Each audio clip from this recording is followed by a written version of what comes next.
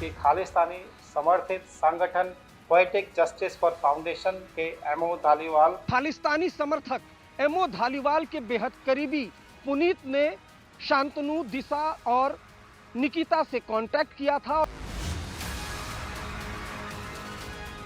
Delhi police के मुताबिक देश को बदनाम करने वाली टूल किट के पीछे इंटरनेशनल साजिश बेनकाब हो चुकी है कि खालिस्तानी समर्थित संगठन पोएटिक जस्टिस फॉर फाउंडेशन के एमओ धालीवाल ने अपने कनाडा में रह रही सहयोगी पुनीत के जरिए निकिता जैकब से संपर्क किया और मकसद था कि रिपब्लिक डे के दिन ग्लोबल डे ऑफ एक्शन करना और उससे पहले और बाद में ट्वीट स्टॉर्म और डिजिटल स्ट्राइक करना। टूल किट का मास्टरमाइंड कौन? टूल किट की साजिश के पीछे कनाडा में बैठे खालिस्तानियों की भूमिका सामने आ रही है। खालिस्तान समर्थक पोएटिक जस्टिस फाउंडेशन के एमओ धालीवाल सबसे अहम किरदार के तौर पर सामने आ रहा है।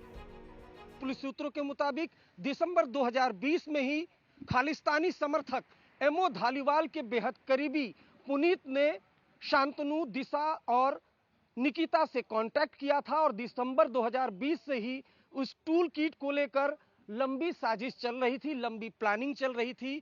टूल किट को कैसे क्रिएट करना है इसको लेकर लिहाजा दिल्ली पुलिस अब लंबे वक्त से चल रहे इस साजिश की जांच को बड़े पैमाने पर कर रही है।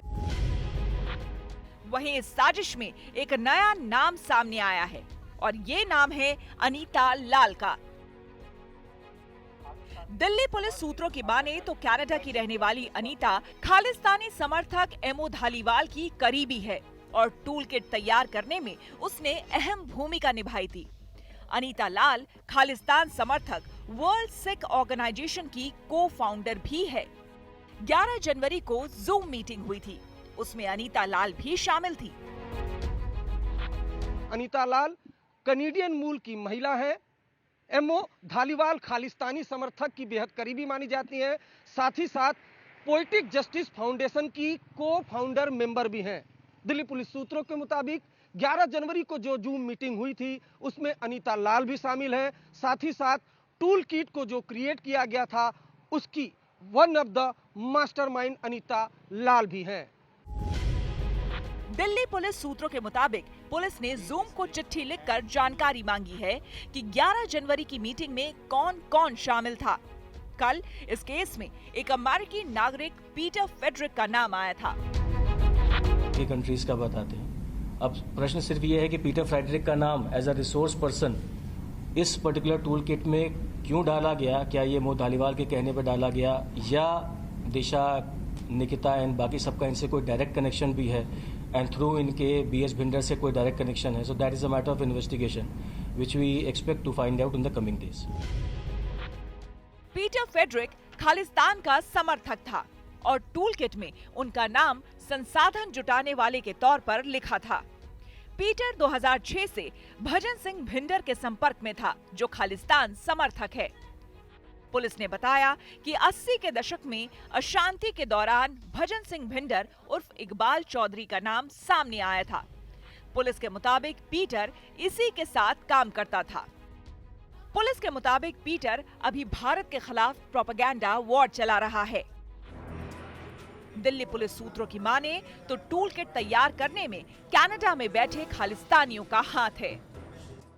उसके मुताबिक 11 जनवरी को जूम पर मीटिंग हुई थी। मीटिंग में दिशा, निकिता, शांतनु और खालिस्तान समर्थक पोएटिक जस्टिस फाउंडेशन का एमओ धालीवाल भी शामिल था। धालीवाल कनाडा में रहने वाली महिला पुनीत के जरिए इनके संपर्क में आया था। जूम मीटिंग में किसान आंदोलन पर ग्लोबल डे ऑफ एक्शन तय किया गया था। इसके तहत जो बातें तय हुई थी उसी के मुताबिक निकिता, शांतनु और दिशा ने टूल किट का ड्राफ्ट तैयार किया। उस टूल किट को दिशा रवि ने ग्रेटा थनबर्ग को टेलीग्राम पर भेजा था। पुलिस के मुताबिक खालिस्तानी ताकतों का मकसद भारत में किसानों को भड़काना और दुनिया में भारत को बदनाम करना था।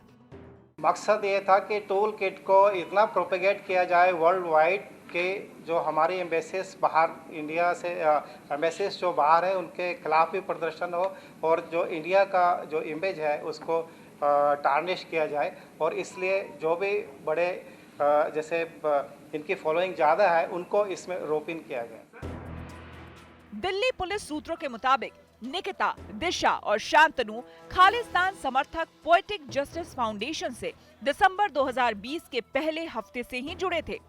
दूसरी तरफ दिशा इससे इनकार कर रही है, लेकिन दिल्ली पुलिस सूत्रों के मुताबिक दिशा ने किसान आंदोलन से जुड़ी गतिविधियों में तालमेल के लिए 6 दिसंबर को व्हाट्सएप ग्रुप बनाया था। इस ग्रुप को इंटरनेशनल फार्मर्स स्ट्राइक नाम दिया गया था। इसके 10 से ज्यादा सदस्य थे। दिशा ने इस ग्रुप को अपने फोन से डिलीट कर दिया था।